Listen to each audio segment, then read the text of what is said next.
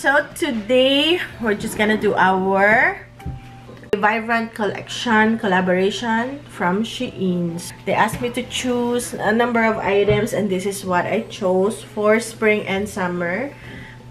First off is this one piece like suit, sleeveless jumpsuit. It's very comfortable to wear and it's sleeveless, perfect for summer. Size large.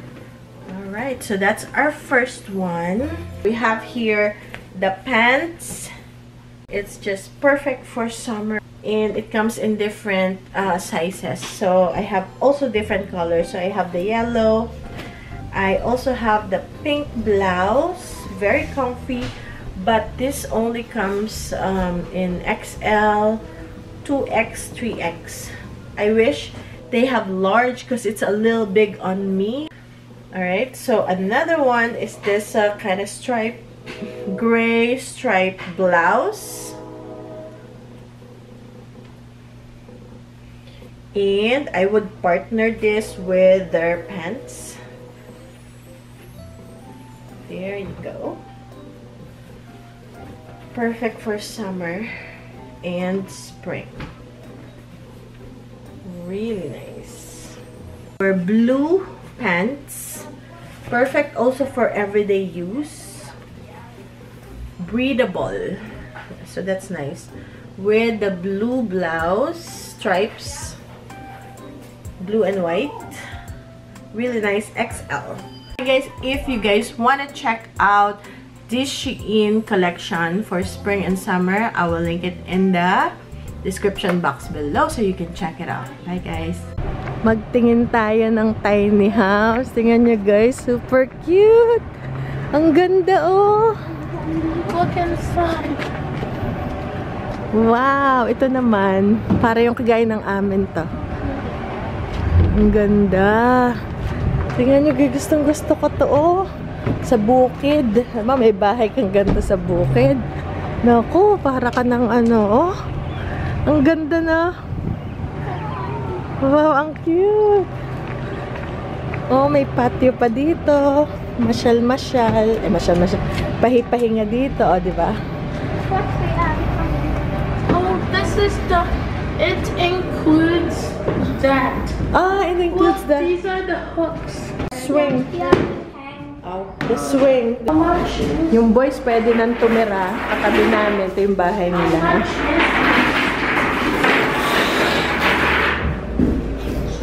Pwede rin maglagay ng loft doon. Diba? Yung mga bata, tig-isa. O, pag lumaki, may tig-isang bahay. Malaki siya, oh. Ang ganda. It's so nice, no? Wow. Wow. Super nice. Ito yung kagaya ng sa amin na ano. Ito pa.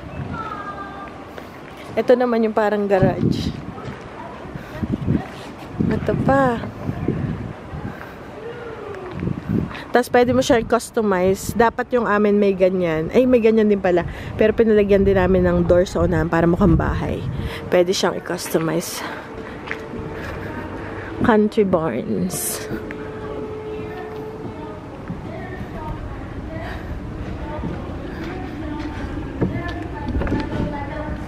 Wow, may loft.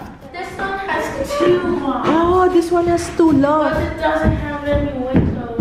Oh, no, you can customize. He's up there. Oh, yeah. Actually, pwede siyang i-customize na palagyan nyo ng extra na window. Like ours, I would put a big table. Ano, pwede nyo palagyan ng window. Pa-customize, may extra nga lang bayad. Aww. So cute. Look, there's a walkway. I know. Nagpapabili yung mga bata nung maliit lang para daw sa kanilang laro. Yung bahay-bahayan. Sabi ko namin, mag-iipon muna tayo. Ang cute. Oh, wow. Garage, no? Ito yung garage. This is Garage. Ano, we need something like this, a storage. Kaya lang mas malaki pa to kaysa doon sa lugar namin. Oh, there's no lock. Ito, hindi pa namin nakita. No. Oh, ito, hindi namin nakita to. And we garden shed. Come here, come here, come here. 8 by 12. Ito guys, 8 by 12 yan. Parang garden, ano siya, shelf. 125 a month, 200 for 24 months. Kano yun guys? So ito mga ano to, 3,000. Tapos ito pa, meron pang isa pa. Ayan. Wow. 160 a month. They don't say how much eh. Wow, ito rin. Bebe, hold the door. Ah, may window din. One window. This one is 3,600. Oh, wow. 3,000. That doesn't include the loft. Ito, $3,609. $3,700. Come on, baby. Ayan. So, malamang yun ay the same. Yun, siguro mga 5,000 yun. Spider-Man. What do you want? Spider-Man. Hi, kitty, kitty, kitty. Hi, kitty, kitty, kitty. Hello, guys. So, ngayon, check natin ang ating garden. Okay. Meron tayo dito. Ito yung berries to. Nakalimutan ko lang, guys, kung anong klaseng berries. Ang dami nating mulberries. Mulberries. Ito pa, hindi ko alam kung ano to. Ano kaya to? Putol ng bagyo.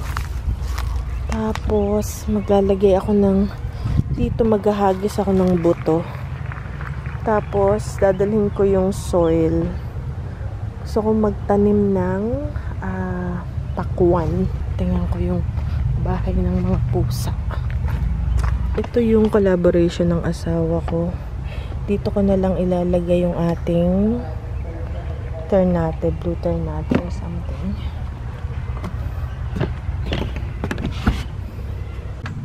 So, yan na guys, yung ating ano tawag dito? Nakalimutan ko guys, basta ipa-flash ko na lang dito. Yung aking bulaklakan dito na ikatatanim. Maganda rin yung pantaboy sa insekto, pero maganda rin siyang ornament pa yung isa. Ayan, diniligan ko siya kasi na-stress siya kasi binunot natin. So, ngayon, ready na siyang lumaki at magpaganda. Ayan, diniligan ko ng konting soil. Dito ko lang siya nakuha, dito sa gilid, dito dalawa. Tapos maghahanap ako ng isa pa. Comment down below kung ano bang baka nakalimutan ko. Ayan. Hanap pa ako ng isa pa. Ayun, meron pa dito. Ayan, oh. Yan. Natural pesticide daw yun. Dito ko naman siya ilalagay. Binunot ko yung damo. Diyan ko siya itatanim. Alright. Ang sarap ng pakiramdam na nakapag-garden tayo. Kahit na April pa lang. Okay, kunin ko na yung compost can ko. Naiwan ko eh. Okay, guys.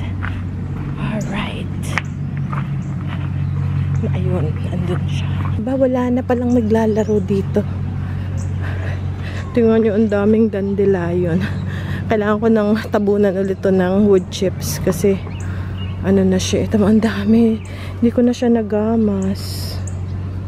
Oh, maganda siya, bulaklak.